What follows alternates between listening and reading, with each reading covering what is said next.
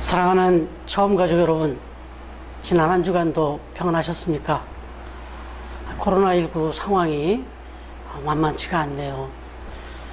이번 주는 우리 함께 모여서 예배할 계획이었으나 또 상황이 여의치 않아서 오늘도 이렇게 가정에서 우리 같이 하나님 앞에 예배 드리게 되었습니다.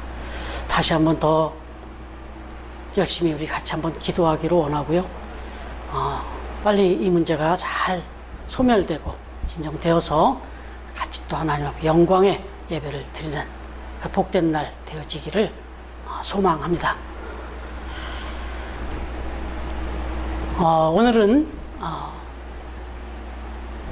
8월 15일, 그러니까 76주년을 맞이하는 8.15 광복절 아침, 그렇게 맞이한 주일 아침입니다. 생각해보면 이 76주년을 맞이하는 8.15 광복절의 의미, 정말 곱씹을수록 우리에게는 너무나 큰 의미를 줍니다. 특별히 신앙적으로 바라보면 더더욱이나 하나님의 섭리와 그 은혜를 우리가 잊을 수가 없습니다. 사실 이 광복절을 맞이하기까지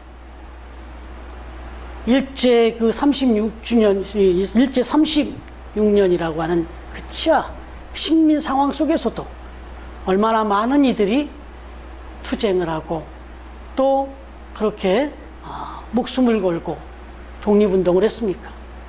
그런데 그 독립운동사에서 정말 우리 그리스도인만의 문제가 아니라 세상 모두가 인정할 수밖에 없고 또 감사히 여기는 부분이 있는데, 그것은 바로 우리 그리스도인들의 애국심이었습니다. 잘 아시는 대로 도산 안창호 선생이라든지 또 월남 이상재 선생, 그리고 3.1절 그 민족 대표 33인이 대한민국의 이 조국의 독립을 외치며 그렇게 대표로 나설 때에 그 33인의 절반이 넘는 분들이 다 우리 그리스도인들 아니었습니까? 그렇게 정말 염원하고 무엇보다 우리 그리스도인들이 몸으로도 그렇게 독립투쟁을 했지만 무엇보다 가장 중요한 것은 수많은 그리스도인들이 당시의 상황으로는 어쩌면 소수였다 할 수 있지 모르지만 그러나 곳곳에서 이렇게 지도자들을 세우고 그리고 정말 열심히 나라와 민족을 위해서 기도했다라고 하는 사실, 이건 교회사에 그대로 남아 있습니다. 우리 민족사에 그대로 남아 있는 거예요, 현대사에. 여러분, 그렇게 결국 그 기도의 응답으로 대한민국이 세워지고 이렇게 광복을 맞이하게 됐는데, 특별히 이 광복 후에 우리가 지금 맞이한 오늘 이 8월 15일이라고 하는 날은 대한민국 정부의 수립일이기도 합니다. 1945년 8월 15일에 광복을 해서 1948년 8월 15일에는 대한민국의 정부가 수립한 그런 날이기도 합니다. 아시는 대로 이 대한민국이라는 나라가 세워질 때 이승만 대통령이라고 하는 장로를 통해서 또 이 대한민국을 또 세우시기도 하시고, 또 초대 개원을 할 때는 이윤영이라고 하는 감리교 목사님을 의원으로 그렇게 개원 기도를 또 하게 하시고, 여러 가지 역사적인 평가가 있습니다마는 부인할 수 없는 하나님의 섭리가 이 나라 이민족 가운데 현대사로 이렇게 자리하고 있다는 것, 그렇게 맞이한 오늘 광복절. 그러나 이 광복절이라고 하는 날을 맞이하기까지 이 민족은 너무나 큰 아픔과 고난을 겪은 것입니다. 그런데 이렇게 해서 맞이한 광복절이다 보니까 정말 우리가 이후로 정말 많은 것을 깨닫고 또 많은 것을 우리가 돌아보게 되었기 때문에 오늘 이 시대에 우리가 이렇게 정말 든든한 나라로 설 수 있었다는 것 부인할 수가 없습니다. 여러분, 돼지는 죽을 때까지 하늘을 쳐다볼 수가 없다고 합니다. 그건 돼지의 이 생리적 구조상, 이 목뼈의 구조상 아래로 굽어 있기 때문에 절대로 목을 들어서 하늘을 볼 수가 없다고 합니다.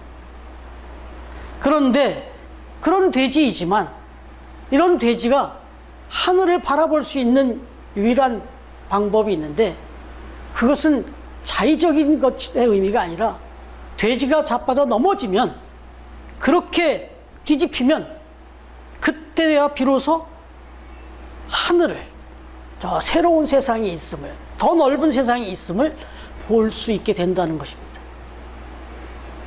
여러분, 우리 개인의 인생에서도 그렇고 이 민족의 역사를 통해서도 그렇고, 정말 그 고난 자체는 너무나도 아프고 괴로운 것이지만 우리는 일제 36년이라고 하는 그 지독한 그 아픔의 고난이 있었기 때문에 이 광복의 기쁨을 경험했고, 그리고 이 광복의 기쁨을 통해서 우리는 오늘 이렇게 또 번영된 그런 나라를 이루고 살아갈 수 있게 되었다라고 하는 것, 이런 의미에서 우리에게 주어지는 인생의 고난들은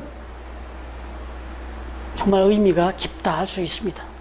그래서 시편 119편 71절에 보면 고난당한 것이 내게 유익이라, 이로 인하여 내가 주의 율례를 배우게 되었나이다, 이렇게 고백하고 있습니다. 여러분, 이 중요한 의미를 담고 이 8월 15일 광복절날 아침에 우리가 오늘 묵상하는 말씀의 내용을 보면 오늘 27절은 이렇게 말합니다. 과연 헤롯과 본디오 빌라도는 이방인과 이스라엘 백성과 합동하여 하나님의 기름 부으신 거룩한 종 예수를 거스려, 이렇게 말씀하고 있어요. 여러분, 이 초대교회라고 하는 이 역사를 보면 초대교회 역시 지금 이스라엘 백성들이 처했던 역사가 예수님 당시 똑같이 여기도 식민지 상태였습니다. 로마의 식민지 상태에서 그 핍박, 그 억압도 있었는데, 거기에 또 기득권, 지금 이 종교적 기득권 세력에 의해서 이중고의 박해를 받고 그렇게 살아갔던 이들이 바로 그리스도인들이었다라고 하는 겁니다. 초대교인들이었다는 거죠. 바로 이 사도들이었다는 거예요. 그래서 지금 몇 주째 우리가 묵상하지만 바로 이 사도들도 그 맥락에서 지금 뜻없이 구속을 당한 그런 위기를 경험했던 것이죠. 특히나 오늘 본문 속에서의 이 박해의 이유는, 이 핍박의 이유는 성전의 미문에 앉아서 구걸하던 안진뱅이를 사도들이 나사렛 예수의 이름으로 고쳐줬단 말이죠. 그래서 그 일을 통해서 예수 그리스도의 이름을, 또 그 부활을 증거했던 것이죠. 그래서 이 일로 인해서 또 많은 사람들이 회개하고 돌이키고 믿음을 얻는 일들이, 믿는 자들이 생겨나는 일들이 생길 때 이것을 지켜보던 이 이스라엘의 기득권 세력들, 사두개인이라 할 수 있는 이들, 공회원들, 장로, 제사장들이 제자들을 구속했고 신문을 했던 거죠. 그러나 결정적인 혐의점을 찾을 수가 없었고, 더더욱이나 고침을 받은 이는 목전에 서 있고, 또 수많은 이들이 증인처럼 이를 지켜보고 있었고, 이런 상황이다 보니까 어쩔 수 없이 풀어주되 예수의 이름으로 앞으로는 다시는 그 누구에도 전하거나 말하지 말라. 다시 만약에 걸리게 되면 그때는 모두 다 절대로 가만두지 않겠다. 이런 협박을 하면서 위협을 한 후에 풀어주게 된 것이죠.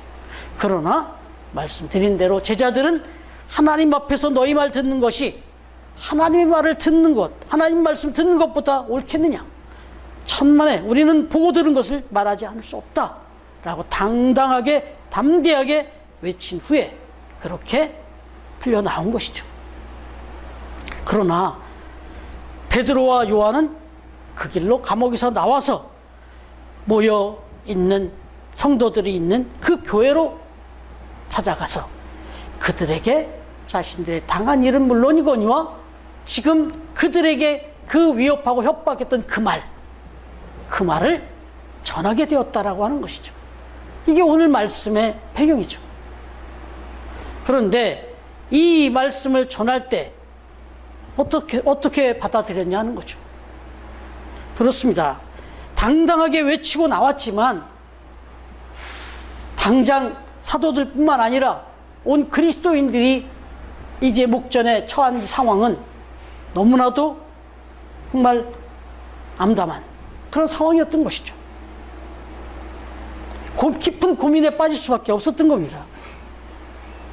그래서 이 이야기를 전했을 때 이 성도들의 대답, 이 성도들의 모습이 어떠했냐는 거예요. 무슨 대책회의를 하고 근심을 하고 뭔가 의견이 분분했던 그런 모습이 있었냐? 아니, 혹자들이 좌절에 빠졌느냐? 이젠 자포자기했느냐? 그게 아니었다는 거예요. 그들은 일시로 누가 먼저랄 것도 없이 한 마음으로 일심으로 그야말로 합심 기도를 드렸다라고 하는 것입니다. 24절에 보니까 저희가 듣고 일심으로 하나님께 소리를 높여 가로되 대주저여 천지와 바다와 그 가운데 만물을 지은 이시오 라고 그렇게 기도했던 겁니다. 마치 주님이 가르쳐주는 그 주기도문의 서두처럼 그렇게 기도했던 거예요. 전능하신 하나님께 지금 이 순간에서도 이 상황을 다 지켜보시면서 역사를 주관하시고 바로 오늘을 다스리시며 함께 하시는 그 하나님께 이 문제를 그대로 내어놓고 기도했다라고 하는 것입니다. 여러분, 그렇습니다. 예수라는 이름으로 한마디의 말이라도 전했다가는 이제 안전도 목숨도 보장받을 수 없다는 저들의 그 위협과 협박 앞에서 사도들과 초대교회 성도들은 절망과 근심과 염려 이전에 먼저 한 마음으로 하나 되어 하나님께 소리를 높여 기도했다. 소리를 높여 기도했다는 말은 간절하게 기도했다는 얘기고 한 목소리로 기도했다는 얘기가 되는 거죠. 오늘 우리들이 초대교회에서 배울 정말 좋은 그런 신앙의 전통들이 많이 있지만 정말 우리가 절대로 잊어서는 안 되고 반드시 배워야 할 자세가 있다면 바로 이것입니다. 인생의 위기, 공동체의 위기, 중요한 문제를 만났을 때, 정말 어려운 난제를 만났을 때 무엇보다 해야 될 일은 기도. 그것도 마음을 모으고 하나가 되어서 함께 한 마음으로 하나님께 기도하는 자세. 이것이 초대교회가 우리에게 들려주는 중요한 자세다라고 하는 것이죠.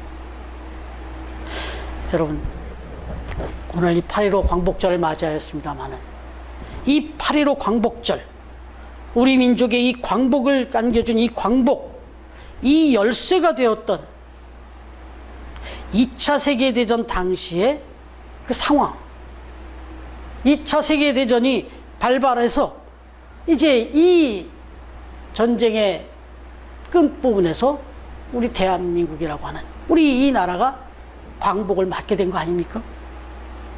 여러분, 2차 세계대전 당시에 1939년 9월 1일에 발발한 이 2차 세계대전이 이제 한참 그 전쟁이 진행될 때 그 거센 위기 속에서 1940년 바로 이게 이듬해죠. 그러니까 5월 26일 날 이 날을 영국 정부는 기도의 날로 정했습니다. 그리고는 온 국민이 금식을 하며 그렇게 기도에 동참을 했습니다.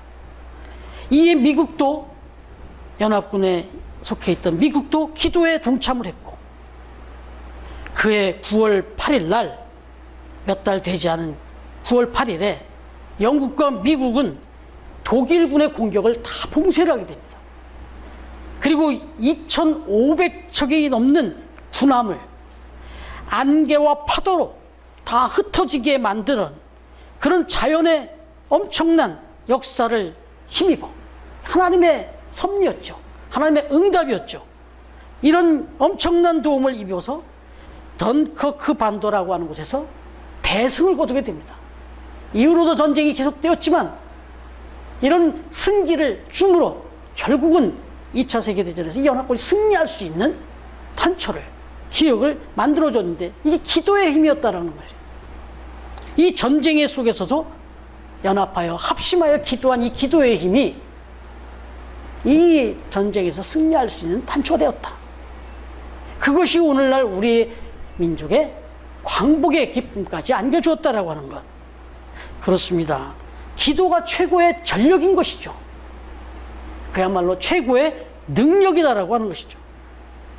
하물며 우리의 인생에서 어떤 위기를 만나든 어떠한 문제를 만나든 합심해서 기도하는 일이라는 것, 얼마나 중요한지를 다시 한번 또 깨닫게 해주시는 것입니다.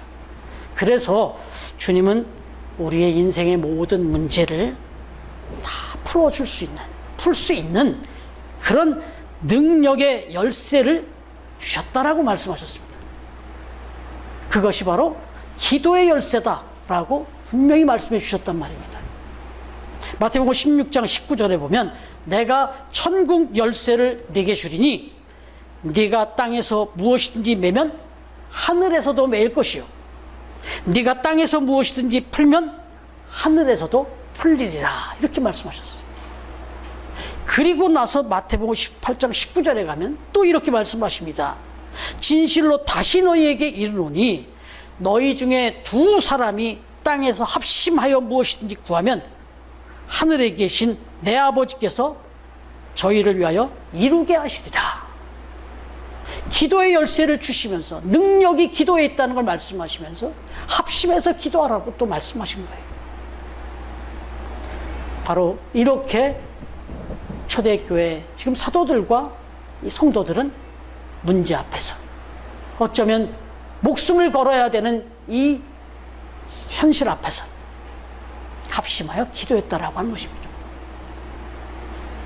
여러분, 말씀을 다시 한번 좀 들어가 보면, 그러면 무엇을 기도했냐는 거죠. 합심해서 그렇게 하나님 앞에 기도했는데, 하나님의 뜻을 구하고 하나님의 역사를 구했는데 우리에게는 어떤 응답을, 어떤 도움을 기도했느냐 하는 것이죠. 첫 번째가 이미 말씀드린 대로 담대함이었습니다. 그만큼 약했다는 거죠. 그러니까 담대함을 달라고 기도했죠. 29절에 보면 종들로 하여금 담대히 하나님의 말씀을 전하게 해달라. 사도들로 하여금, 우리들로 하여금 정말 담대하게 흔들리지 않고 불안해하지 않고 두려워하지 않고 하나님의 말씀을 전할 수 있게 해달라, 이렇게 기도한 거예요. 지금 여기 관원들과 장로들과 서기관들이 누구예요? 말씀드린 대로 예수님을 십자가에 못 박혀 죽으라고 외쳤고 결국은 종국의 결국은 십자가에 못 박아 죽인 사람들입니다. 여러분, 이들이 지금 협박을 합니다. 위협을 합니다. 두 번 다시 예수 그리스도의 이름을 입 밖에 내고 다른 사람들에게 전하고 돌아다니면 가만 안 두겠다. 무슨 얘기예요? 너희들도 똑같이 십자가에, 똑같이 너희들도 그 어떤 극형으로 다 잡아 죽이겠다는 그런 협박 아니겠습니까? 그래서 사실은 제자들도 예수님이 십자가에 달려 돌아가실 때 그 이후에 다 숨었던 건 사실이에요. 도망갔던 것도 사실이에요. 두려웠던 것도 사실입니다. 무서웠죠. 그러나 오순절, 부활하신 주님을 만난 후에 오순절을 기다리며 그 합심하여 함께 기도할 때 오순절 성령의 임재를 경험하자 담대함을 잊지 않습니까? 그래서 담대히 하나님의 말씀을 전하게 되었던 것이고, 아울러 성도들 역시 지금 베드로와 요한이 이렇게 옥에 갇히고 잡히는 상황이 벌어져서 아주 위기에 왔지만 역시 또 모여서 기도하고 있었고, 그리고 또 풀려난, 그렇게 또 응답으로 풀려난 베드로와 요한은 또 이렇게 성도들에게 찾아와서 같이 또 이 문제를 내어놓을 때 조금 더 주저함 없이 함께 또 합심하여 기도했는데, 역시 계속해서 기도의 내용은 담대함을 달라고 기도했던 겁니다. 예수를 전하지 말라, 또다시 예수의 옛자라도 전하면 그땐 가만두지 않겠다. 그때는 죽음을 각오하라. 이런 협박인데, 이런 협박 속에서도 흔들리지 않고 끝까지 복음을 전할 수 있는 그 방법은 담대함밖에 없으니까. 그래서 담대함을 구했다는 거예요. 그렇습니다. 상황이 변화되는 기도 전에 먼저 우리 자신이 변화되고 우리 자신이 먼저 담대해지기를 기도한 거예요. 그럼 마찬가지예요. 저와 여러분도 어떤 상황에 처해 있을 때 정말 그 문제 앞에서 우리가 힘들고 어려움을 당할 수 있지만, 문제는 먼저 하나님 앞에 기도해야 될 것은 그 문제가 해결되기를 위해서 기도하기 이전에 그 문제 앞에서 내가 담대할 수 있도록, 내 마음이 흔들리지 않도록, 내 믿음이 흔들리지 않도록 그렇게 기도해야 되는 겁니다. 거기서부터 문제는 풀리는 거예요. 여러분, 3.1운동, 이 광복절 이 말을 맞이하기까지 정말 결정적인 독립운동이 하나, 이 3.1운동, 여기에 기수가 누구였습니까? 잘 아는 대로 약하디 약한 소녀 유관순 열사 아닙니까? 그런데 이 유관순 열사가 한 번은 밤에 산을 넘다가 호랑이를 만났다고 하죠. 그 당시에는 말해도 우리나라의 산에 그렇게 호랑이들이 이렇게 살고 있었던 걸로 보입니다. 그런데 이 어린 처녀가 산을 넘다가 그것도 한밤중에 호랑이를 만났으니 이거 얼마나 겁이 났겠습니까? 얼마나 두려웠겠습니까? 무서웠겠냐고. 그런데 순간 유관순 열사는 끝까지 그 마음을 붙들고 눈을 떼지 않고 정신을 바짝 차리고 호랑이를 똑바로 지켜보기 시작했다는 거죠. 그렇게 유관순 열사가 호랑이를 지켜볼 때, 똑바로 뚫어지게 바라볼 때 호랑이 역시 또 눈을 맞추고 그렇게 한 10여 분 동안의 대치가 있었다. 그렇게 전합니다. 그런데 그 상황 속에서 이제 점점점 그 담대함을 갖고 용기를 내서 그 호랑이를 향하여 이렇게 외쳤다고 하네요. 나는 지금 이 땅 조선의 독립을 위하여 이 산을 넘고 있는데 내가 어찌 이 중대한 이 길을 막을 수 있겠느냐. 어서 비켜라 하고 그렇게 외쳤다는 거예요. 그 마음에 떨림도 있었겠지만 그러나 담대하게 그걸 외쳤다는 거예요. 그런데 거짓말처럼 호랑이가 슬금슬금 뒤로 물러서더니 이내 사라져버렸다는 거예요. 이게 전해지는 실화랍니다. 그렇습니다. 천하의 맹수 호랑이도 담대하게 꾸짖었더니 기와 권세를 느끼고는 물러나더라, 이런 얘기인데, 사실 성경에 이런 역사들도 많이 있잖아요. 사실 이 말을 외치고 담대함을 회복할 수 있었던 이 근거에는 이 유관순 열사의 신앙이에요. 이 소녀의 신앙이에요. 잘 아시는 대로 당시에 미션스쿨 이화학당에 재학 중이었던 이 유관순, 정말 신실한 크리스찬이었던 건 다 알려진 바입니다. 그러니 그 대치 상황에서 당연히 하나님을 바라봤을 것이고, 어쩌면 그 대치 속에서 이제 선포하며 외쳤던 그 외침은 기도였다라고 다분히 해석할 수 있지 않습니까? 담대한 믿음의 선포였다라고 볼 수 있는 거예요. 담대함을 주소서, 두려움을 물리쳐 주시고, 그리고는 하나님의 능력을 의지하면서 담대하게 외친 거 아니겠습니까? 여러분, 그렇습니다. 특별히 이 문제 앞에서 우리가 또 기억해야 될 것은, 복음을 전할 때, 특히 전도를 할 때는 더더욱이나 기도가 필요합니다. 전도는 영적인 싸움이기 때문에, 전투이기 때문에 세상의 권세를 잡은 이 사탄의 영향 아래에 있는 영혼들을 구원하는 일이기 때문에 영적인 전쟁입니다. 그렇기 때문에 이 영적인 전투, 영적인 전쟁에서 승리하는 비결은 한 가지밖에 없습니다. 그것은 하나님의 도우심입니다. 바로 예수 그리스도의 도움을 받는 비결, 그 능력을 힘입는 비결, 그것밖에 없다. 근데 그 비결이 바로 기도라고 하는 것이죠. 여러분, 우리가 아는 바 성경에서의 그 전쟁에서의 승리도 기도였다라는 것을 똑똑히 보여주는 사건. 출애굽기 17장 말씀을 보시면 모세가 출애굽 후에 아말렉과의 전쟁을 맞이하죠. 오합 시절에 이제 막 그 400년 넘게 종살이하다 나온 이스라엘 백성, 그 앞에 잘 무장된 전쟁이 능한 아말렉과의 이 싸움은 말도 안 되는, 결과가 뻔한 그런 전쟁이었습니다. 그런데 그런 전쟁 앞에서 표면적으로야 여호수아가 앞에 나가서 싸움을 치르죠. 그러나 성경은 그 뒤에서 모세가 두 손을 들고 기도했다고, 그리고 그 기도하는 손이 내려갈 때는 전쟁이 쇠하였지만 또한 그 손이 반드시 올라가서 기도의 손이 온전히 올라갈 때는 승리했다라고 그렇게 기록해주고 있습니다. 그것도 모세 혼자가 아니라 아론과 훌이 그 손을 받쳐 들고 합심하여 기도할 때 결국 아말렉과의 전쟁에서 대승을 거뒀다라고 분명하게 기록해주고 있는 거예요. 그래서 특별히 우리가 복음을 전할 때, 또 믿음으로 이 세상을 영적 싸움을 살아갈 때는 이렇게 기도해야 된다라고 하는 것이죠. 정말 이 세상이 만만치 않습니다. 담대함을 놓고, 정말 영적 전투기 때문에 그렇게 담대함을 놓고 그렇게 기도해야 된다라고 하는 것이죠. 이걸 합심하는 기도의 제목에 첫 제목으로 삼았다.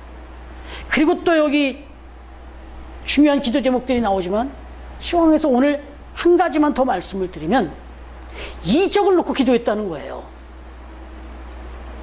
병을 낫게 해달라고 기도했어요.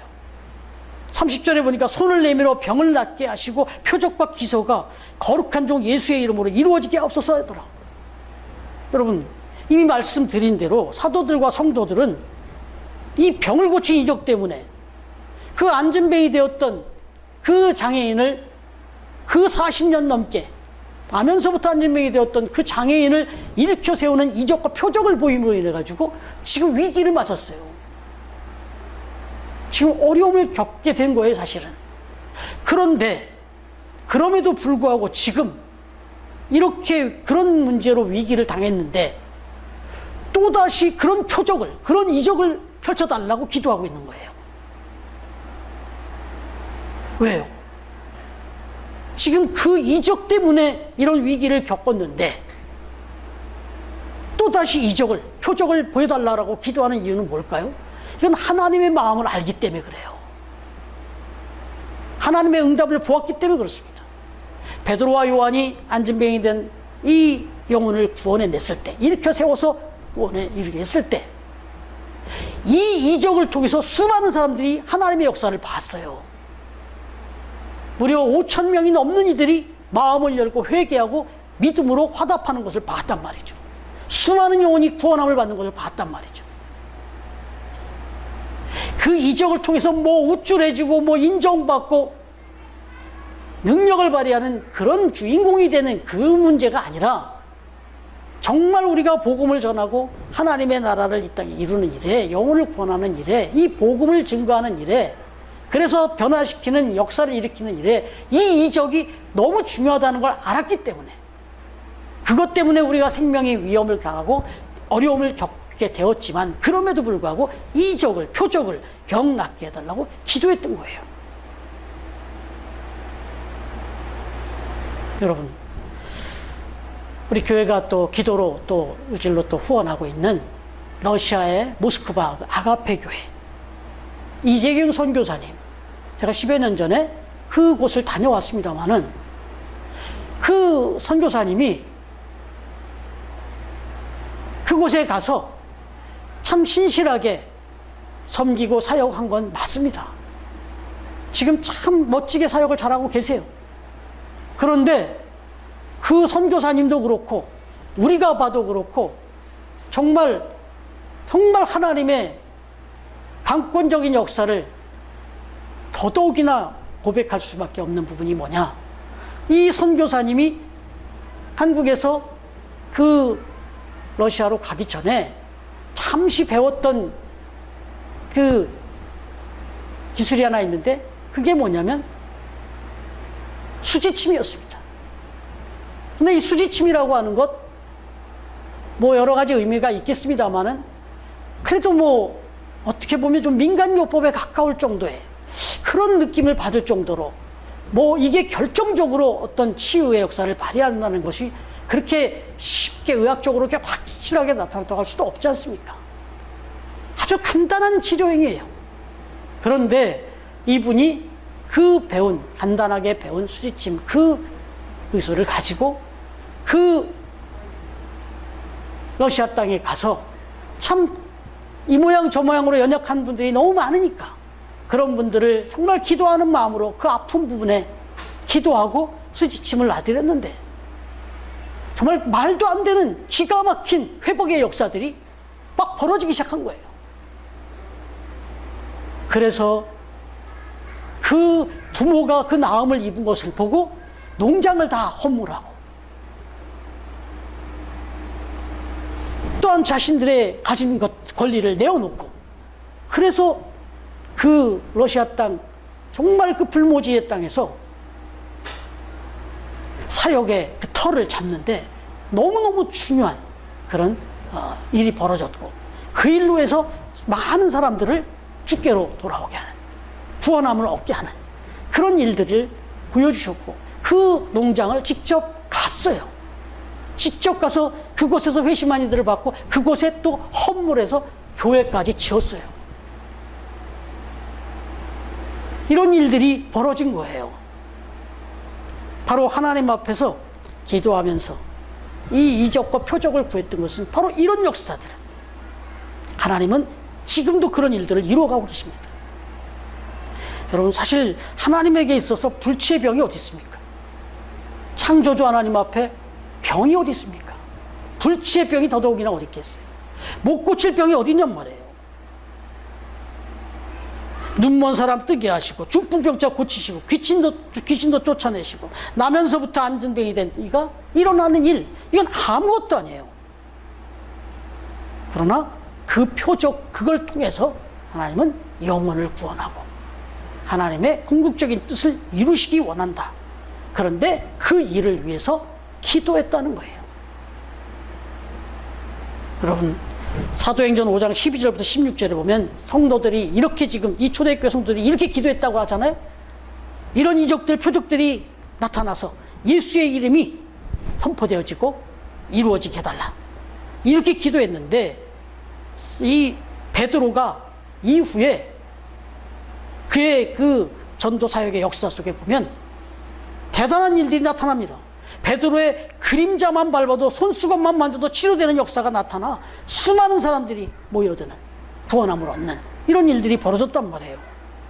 사도행전 5장 16절에 보면 예루살렘 부근에 수많은 사람들도 모여 병든 사람과 더러운 귀신에게 괴로움 받는 사람들을 데리고 와서 다 나음을 얻으니라 이런 일이 벌어졌어요. 근데 이 일의 역사는 계속해서 이어지는 건 구원이에요. 영혼을 거듭나게 하는 영혼을 살리는 일로 이어지더라는 거예요. 여러분 여기서 한 가지만 더 중요한 것을 말씀드리고 오늘 말씀을 마치려고 합니다.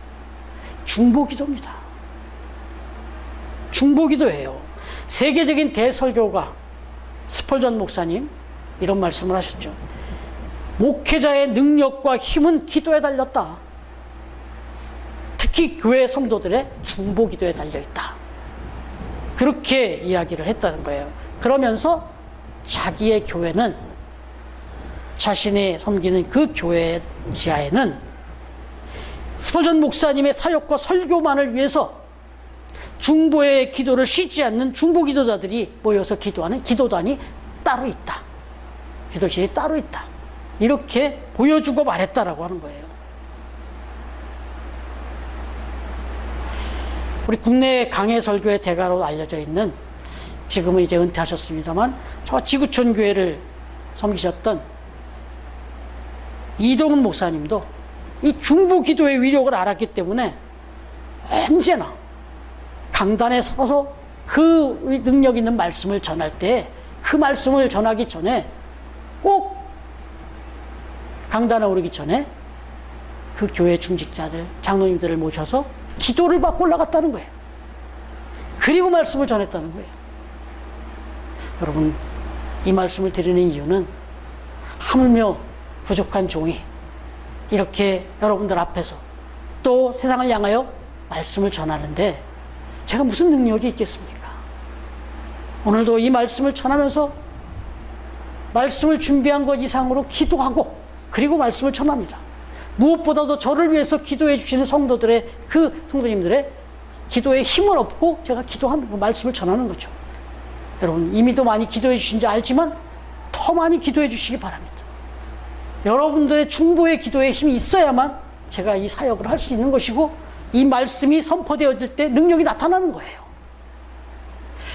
사실은 이렇게 합심해서 또 모여서 기도하기 위해서는 사실 우리 이 처음 교회에 지금 이 모든 여건이 너무나도 완벽하게 하나님이 준비해 주셨고 너무 감사해요. 근데 안타깝고 좀 아쉬운 게 있다면 지금 이 중보 기도실에 사실은 제가 매일같이 와서 기도하고 있습니다만은 우리 성도님들이 좀 매일같이 와서 기도했으면 좋겠고 무엇보다도 정말 우리가 합심해서 기도하기 위해서는 지금 이 공간이 그 부분에서는 아쉬워요. 이 카페로서 이 백화점 안에 속한 이 카페 안에서 합심해서 기도한다는 것은 어렵죠. 그래서 사실 처음으로 이 말씀 드립니다만 이 부분을 위해서 좀 더 기도해 주세요. 마음껏 합심해서 우리가 소리내어 그렇게 기도할 수 있는 그런 장소를 속히 달라고 기도해 주시길 바랍니다. 여러분 안타까운 일이지만 지금 저 북미 캘리포니아주를 중심으로 해서 지난달 말에 어마어마한 우리나라 축구장 규격의 수십만 개 정도의 그 정도의 크기의 그런 수천 수만 그 엄청난 크기의 산이 다 불타오르고 그리고 지금 저 남유럽 그 유럽을 온통 붉게 물들이며 타오르는 저 산불 국자는 그 모습을 보면서 이게 마지막 때의 징조 같다 이렇게까지 얘기할 정도로 정말 온통 붉게 물들은 그런 산불을 봤습니다. 참 안타까운 일인데 이걸 또 보면서 오늘 말씀을 준비하면서 우리 영적으로 이 문제를 좀 생각해 봤어요. 이런 육적인 이런 재앙 같은 이런 불길이 아니라 정말 이 엄청난 이 산불도 알고 보면 작은 불씨에 의해서 시작되듯이 우리 기도의 불길이야말로 이렇게 타올라야 되지 않을까. 그야말로 작은 기도의 불씨가 저와 여러분이 그런 불씨가 되어질 수 있기를 바라는 것입니다. 그래서 이 처음 교회에 뜨거운 기도의 불길이 일어나서 작은 교회지만 한국교회 기도 불길이 일어나고 그리고 정말 한 마음으로 중보의 기도를 드리는 그런 시간들이 계속 이어질 수 있기를 바라는 것입니다. 그리하여 정말 우리 개인적으로 어떤 건강의 어려움도 회복될 수 있고 또 우리 삶의 그야말로 답답한 가정과 삶의 그런 문제들도 풀려지는 역사 그리고 수많은 이들을 지금 한숨 짓게 하는 이 코로나19 팬데믹의 이 현실 이 바이러스도 박멸되고 소멸되는 역사 그리고 우리네 모든 인생의 문제들이 다 풀어지는 역사가 나타날 수 있기를 우리의 합심과 우리의 이 중보의 기도를 통하여 이 모든 역사들이 우리의 삶 가운데 일어나기를 우리에게 이 능력의 열쇠를 기도의 열쇠를 허락해 주신 주님의 이름으로 축원합니다. 기도하겠습니다. 하나님 아버지 감사합니다. 우리가 살아가는 인생의 하루하루가 정말 때로는 답답하고 한숨 나오고 정말 힘들고 어려운 때가 참 많이 이어지고 있는 그런 시대입니다. 지금 이렇게 우리가 또 하나님 앞에 변함없이 모여 예배할 수 있게 해주신 것도 감사드립니다. 무엇보다도 흩어져 있지만 우리 함께 더불어서 이제 하나님 앞에 합심하여 더 열심히 기도할 수 있는 그런 여건도 속히 허락해 주시고, 그래서 합심하여 일심으로 하나님 앞에 기도함으로 정말 하나님의 능력의 역사, 살아 역사하는 그 모습을 우리가 똑똑히 보며 정말 우리에게 주신 바 삶의 은혜, 또 소명, 사명을 또 잘 감당하는 처음 가족들이 다 될 수 있도록, 우리 처음 교회가 되어질 수 있도록 주님 역사하여 주시옵소서. 오늘도 흩어져 예배하지만 주의 전을 사모하며 또 하나님 앞에 받은 바 은혜를 이제 믿음으로 고백하며 물질의 주인 되시며 시간의 주인이 되시며 삶의 주인 되시는 주님께 구별된 예물로 영광 돌리며 하나님 앞에 예배하는 귀한 성도님들, 그 예물을 받아주시고 그 가정과 삶의 그 자리를 축복하여 주시옵소서. 이 예물이 쓰여지는 곳에서 하나님의 역사가 계속해서 펼쳐지고 온전히 일어나기를 다시 한번 기도하옵고, 이제는 우리 주님 예수 그리스도의 은혜와 하나님의 사랑과 성령님의 교통하시는 은총이 목숨을 걸어야 할 만한 그런